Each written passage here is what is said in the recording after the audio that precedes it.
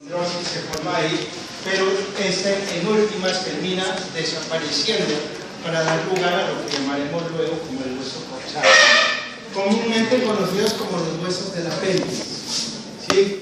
Corresponde precisamente entonces a los que en últimas van a dar lugar al componente de unión de la parte libre del miembro inferior al tronco. Por eso entonces hablamos de cintura pélvica, así como habíamos hablado en el caso del miembro superior de la cintura escapular. Acá hablamos entonces de la cintura pélvica. Vemos ahí una vista de lo que es el hueso coxal.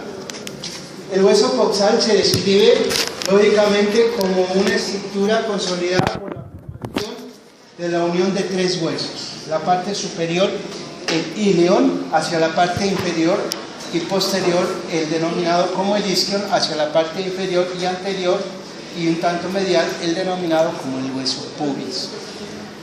Presenta ya consolidado unas características lógicamente irregulares como hueso coxal, del cual se describe un borde superior, un borde anterior, un borde inferior y un borde posterior.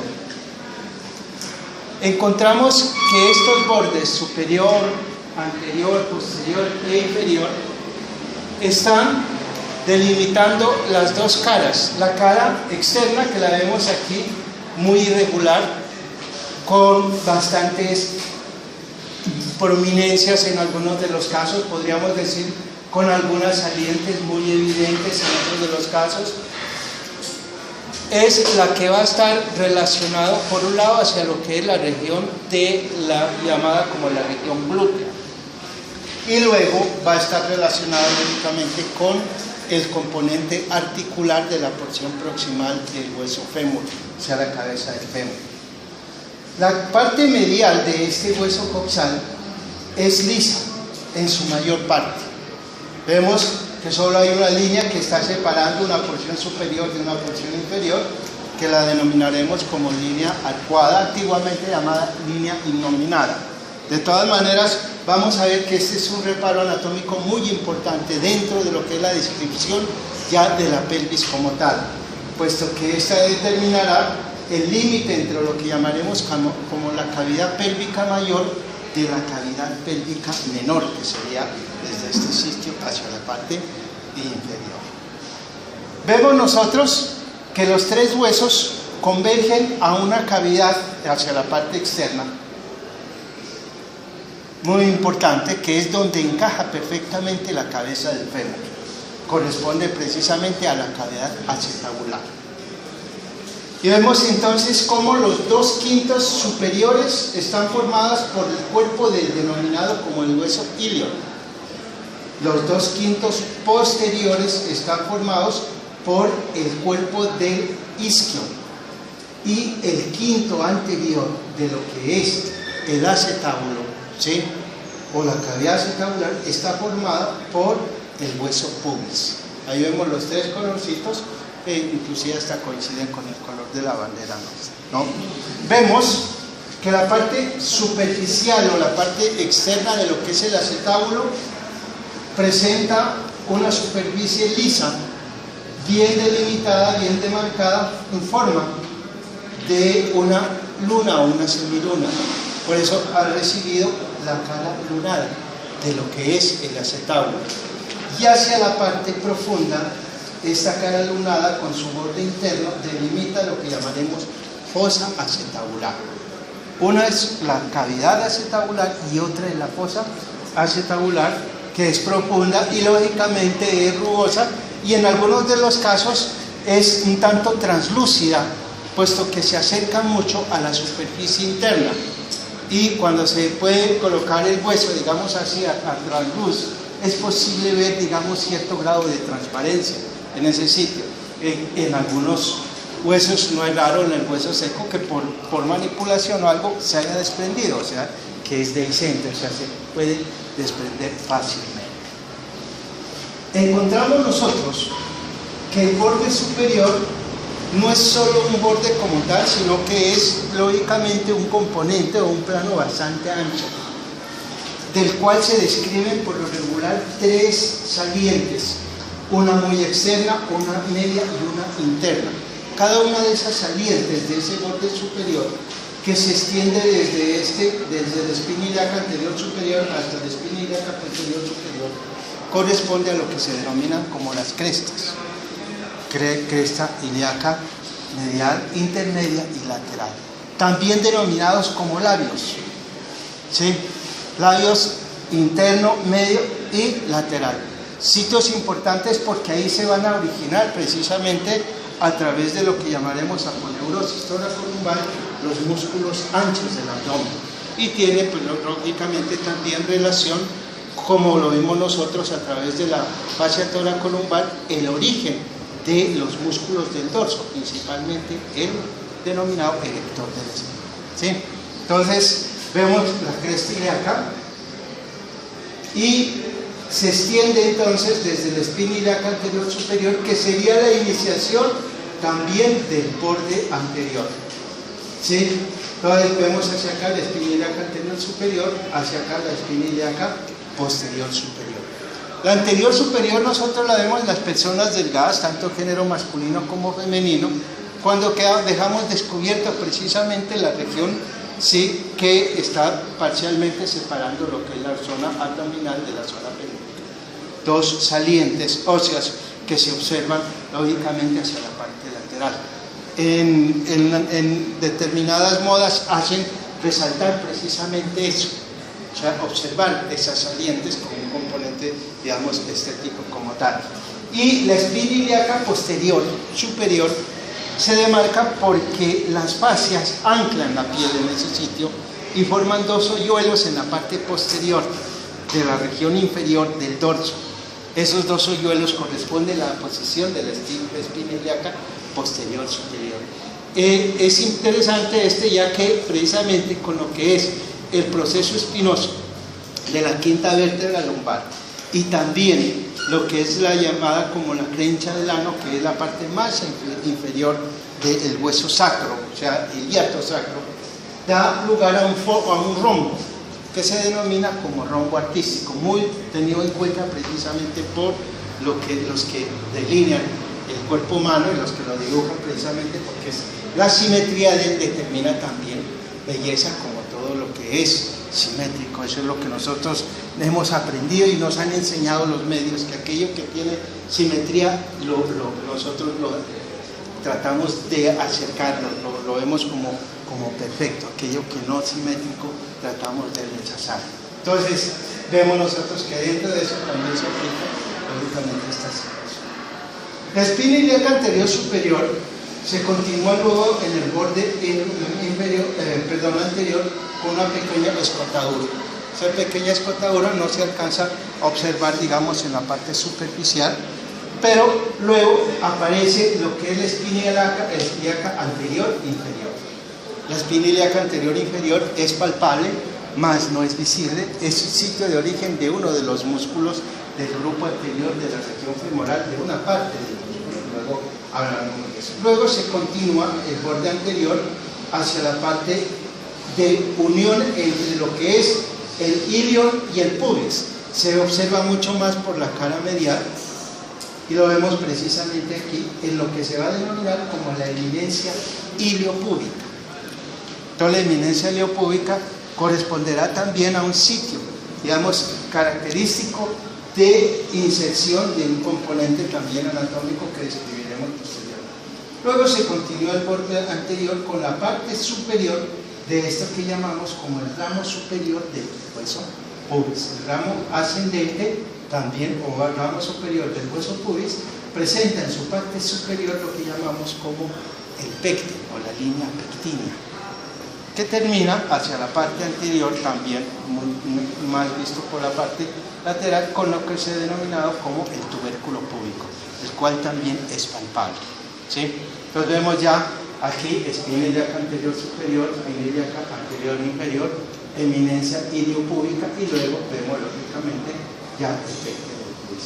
Aquí en este sitio, en la eminencia iliopúbica, por lo regular se está insertando un músculo que es inconstante, pero que está acompañando al principal músculo que hace la flexión de la articulación coxofemoral. o sea, que hace la flexión de la cadera, la articulación de la cadera, que es el psoas mayor. El psoas menor se está insertando precisamente en la eminencia iliopúbica. Bueno, vemos hacia la parte posterior el borde denominado como posterior. Miren, aquí alcanzamos a ver la cresta ilíaca con el labio interno, el intermedio y el lateral, que se ve lógicamente en lo que es la parte posterior. El borde posterior inicia en lo que es la espina ilíaca posterior superior. Vemos la espina ilíaca posterior superior. Luego le sigue una amplia escotadura que se proyecta hacia atrás y un tanto lateralmente, incisura ciática mayor, la cual termina en una saliente que se proyecta un tanto posterior y medialmente, que corresponde a la espina isquiática.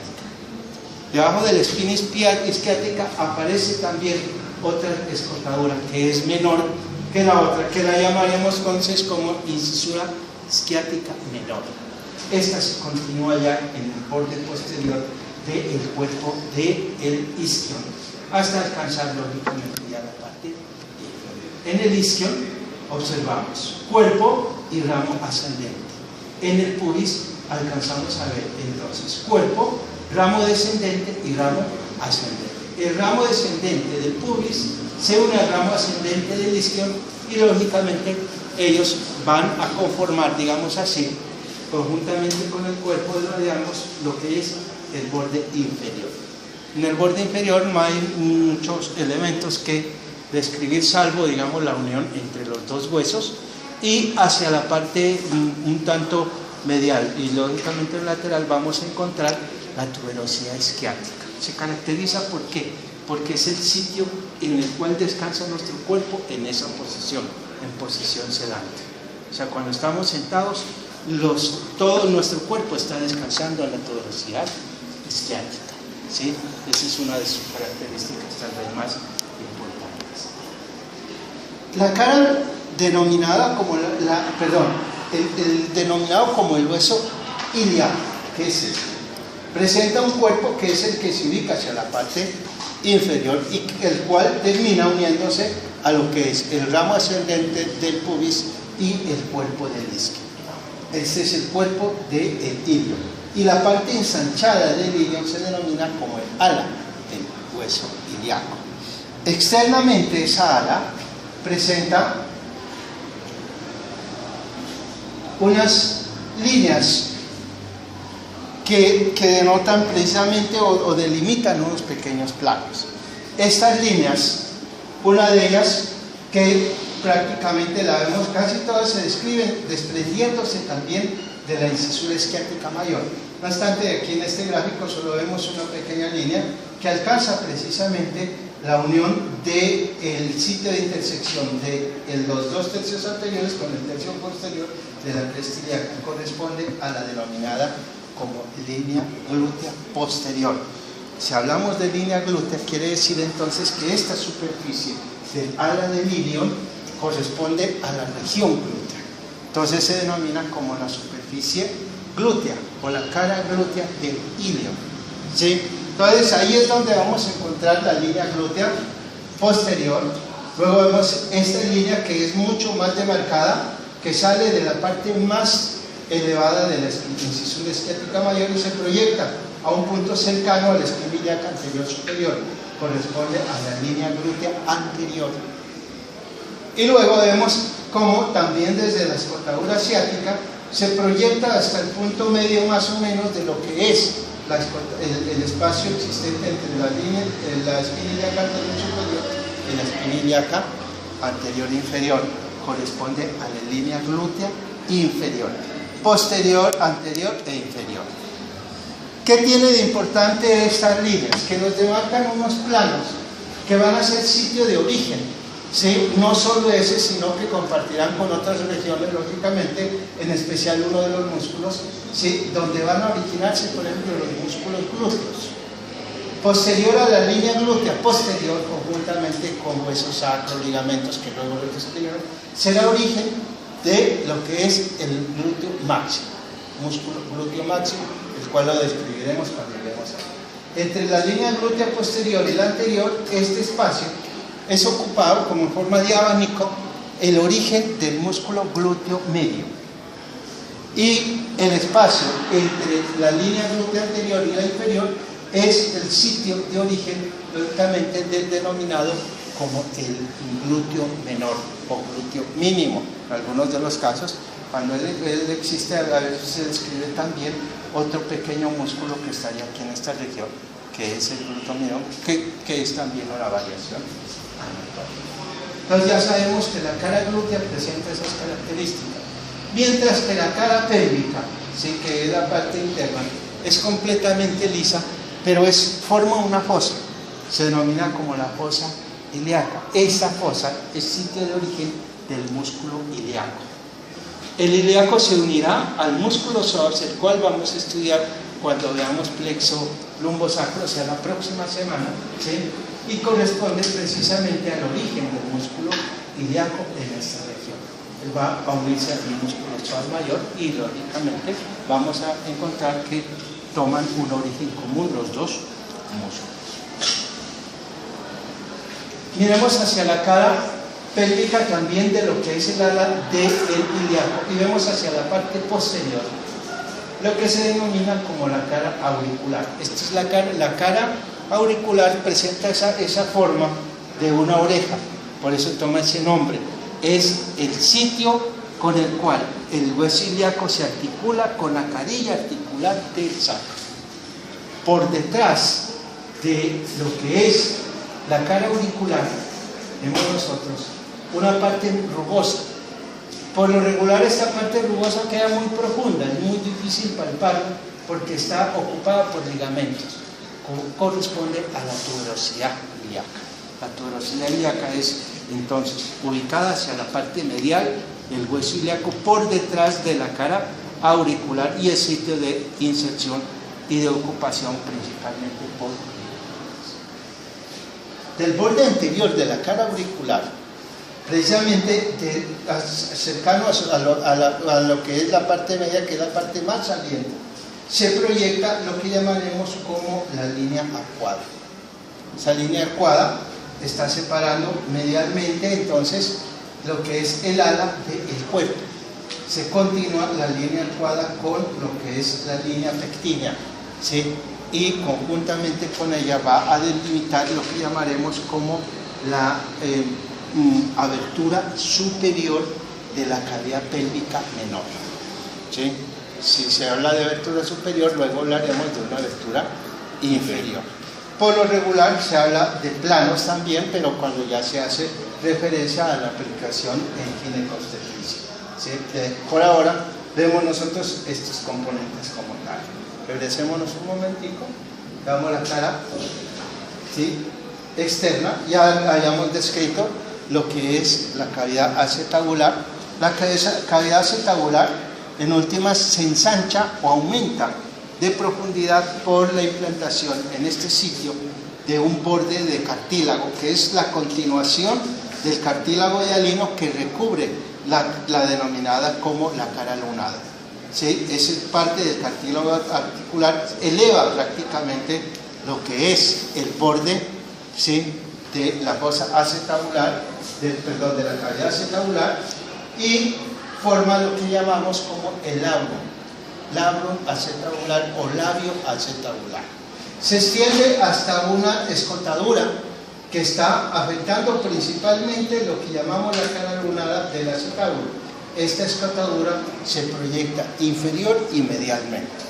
Está cerrada por el ligamento transverso del acetábulo. No obstante, no la cierra completamente, sino que permite el paso por este sitio proveniente de la arteria obturatriz, que luego hablaremos, ¿sí?, de lo que llamamos nosotros como la arteria nutricia para la cabeza del acetábulo. Es muy importante. Últimamente se han presentado lesiones relacionadas con, lógicamente, esta arteria.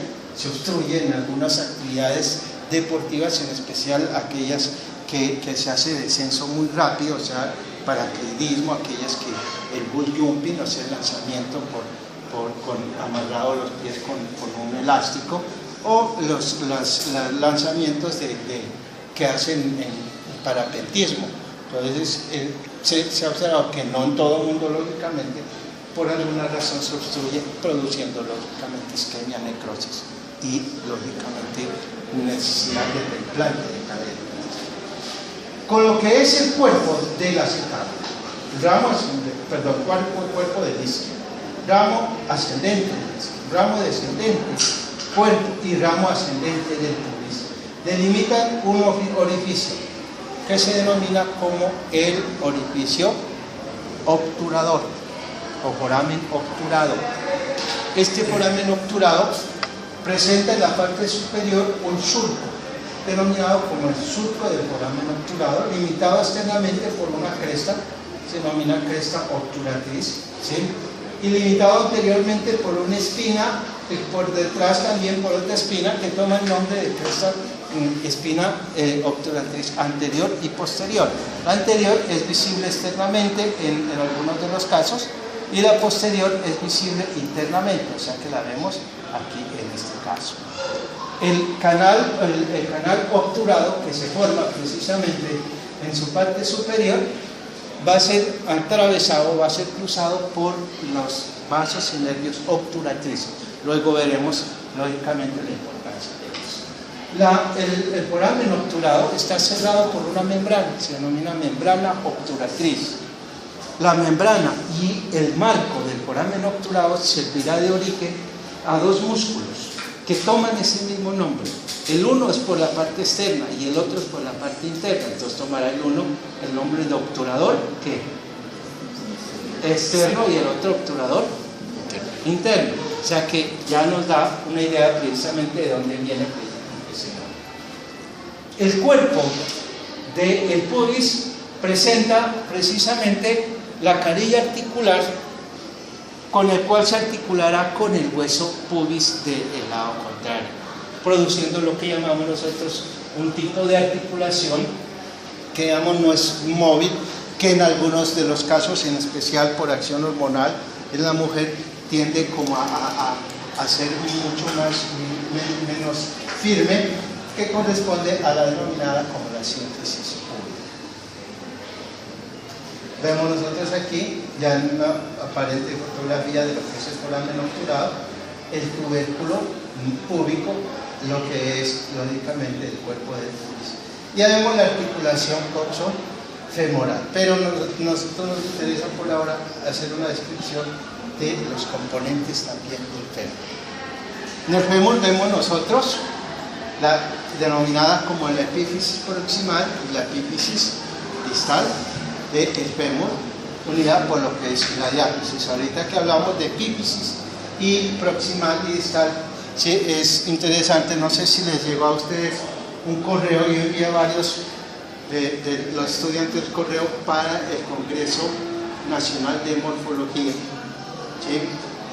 Está en la dirección que tenemos todos, en neuroanatomía, ahí está también, si quieren revisar, ahí está la temática, ahí está la página, para lógicamente informarse del Congreso Nacional de Morfología que se realizará a finales de octubre y el primer día de noviembre en la ciudad de Armenia, o sea, cerca, podemos de pronto asistir.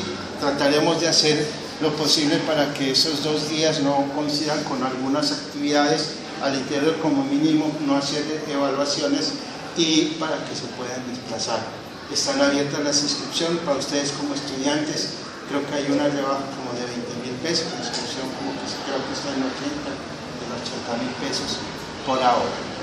Si esperamos hasta octubre, creo que aumenta un poquito más, entonces están invitados y de pronto para desplazarnos. O sea, precisamente uno de los conferencistas es el doctor Aja Guardiola, es un morfólogo también, él es veterinario y lógicamente él es de la UNAM, él es uno de los conferencistas y viene a hablar precisamente de la aplicación de lo que es la descripción ósea de una epífisis y diáfisis, más que todo epífisis aplicada a los huesos irregulares, ¿sí?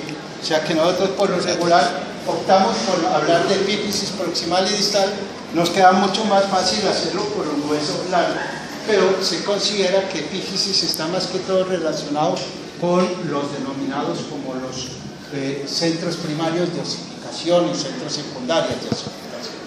Entonces, va a haber varios conferencistas internacionales y lógicamente hay colegas y hay profesores de anatomía de nuestro país que están lógicamente haciendo la exposición de su trabajo. En este momento estoy ocupando parte de lo que es la junta directiva de la asociación, el tesorero de la asociación, de la Asociación Colombiana de Morfología.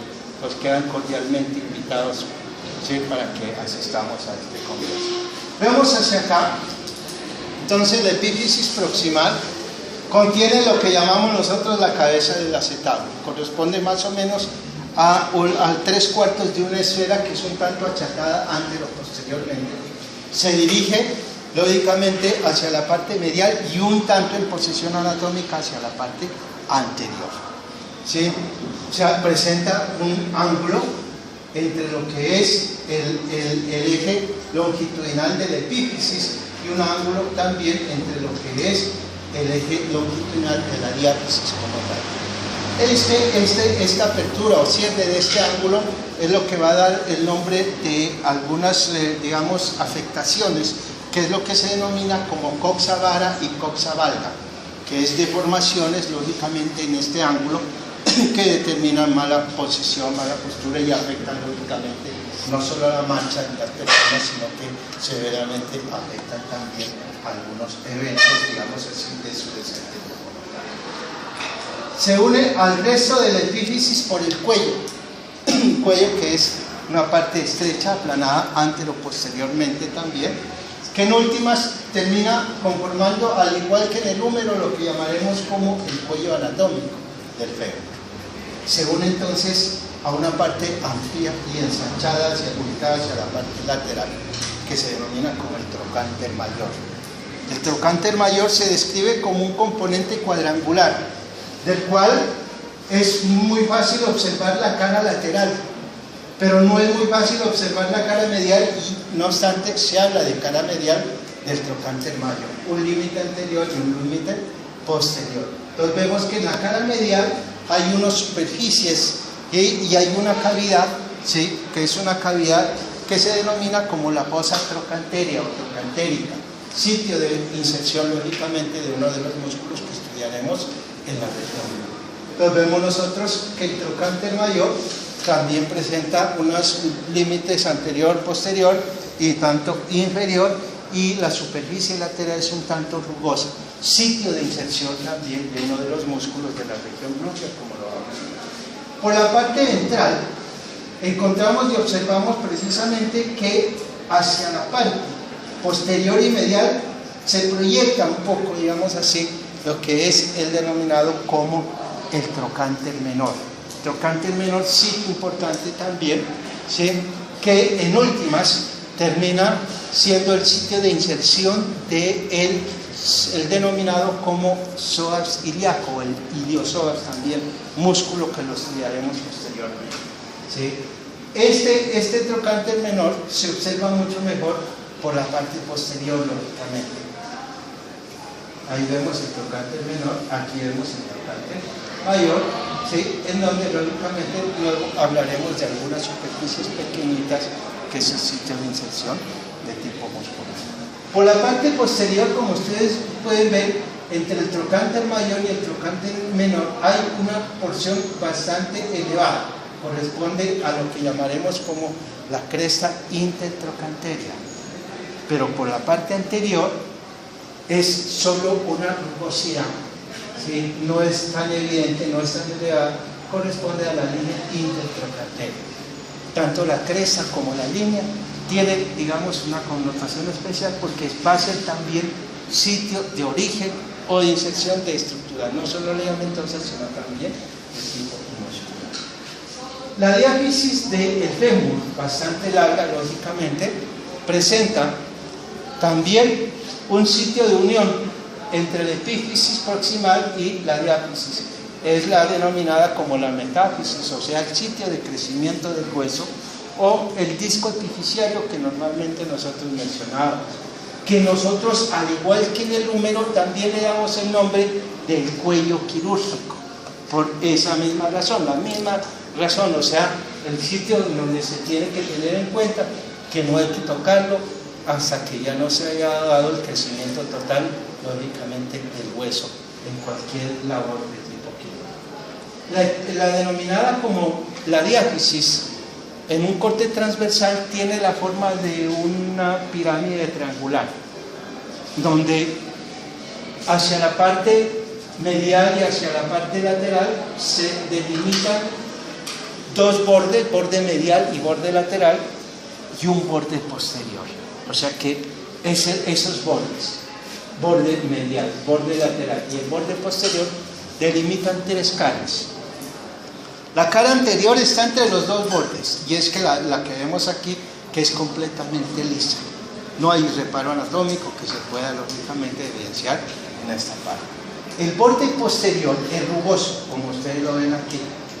Este hecho ha dado lugar que en lo que es los 2/4 medios de la diáfisis tome el nombre precisamente de la línea áspera. Línea áspera que también, al igual que hablábamos como la cresta, ¿sí?, que tenía lógicamente la cresta lateral, intermedia y medial, ¿sí?, o en algunos casos aquí sí se habla del labio lateral y labio medial de la línea áspera, y en medio de ellas generalmente vamos a encontrar el foramen nutricio y una pequeña cavidad, ¿sí?, que se denomina como el intersticio, espacio, intersticio de la línea áspera. Hablamos de esta línea, ¿por qué? Porque ella hacia la parte superior se trifurca. Línea de trifurcación medial, línea de trifurcación intermedia y línea de trifurcación lateral. ¿Sí? Línea de trifurcación, estas tres líneas de trifurcación son sitios también de origen e inserción para algunos de los músculos, que en últimas la línea de trifurcación medial se continúa por debajo de lo que es el denominado como el trocánter menor y se proyecta y se continuaría hacia la parte anterior con la línea intertrocanteria, y la línea de trifurcación lateral va acercándose al borde inferior del trocánter mayor. La intermedia alcanza al trocánter menor por su parte inferior, y algunas veces esta línea va a dar lugar a la aparición de una pequeña prominencia, que en algunas personas, en especial cuando hacen bastante ejercicio, pues lógicamente se evidencia una serpenteadura, que es el sitio de inserción del denominado glúteo máximo, que corresponde al trocánter tercero. No todo el tiempo va a aparecer el trocánter tercero. Entonces hablamos del trocánter mayor, trocánter menor, y aparecería aquí en algunos de los casos el famoso trocánter tercero. Esta línea áspera que la vemos aquí nos delimita conjuntamente con la línea lateral y borde lateral, borde medial, las caras posteromedial y la posterolateral. ¿Sí? O sea que en últimas vamos a encontrar que ese triángulo presenta la base hacia la parte anterior en un corte transversal, y los otros dos lados los presenta lógicamente el uno dirigido hacia la parte lateral y el otro hacia la parte medial, pero orientados posteriormente. La línea áspera se bifurca en la parte inferior y forma precisamente una especie de una V, ¿sí?, invertida ahí, que va a delimitar un plano. Este plano que queda inmediatamente arriba de lo que es lógicamente la epífisis distal del fémur, corresponde a lo que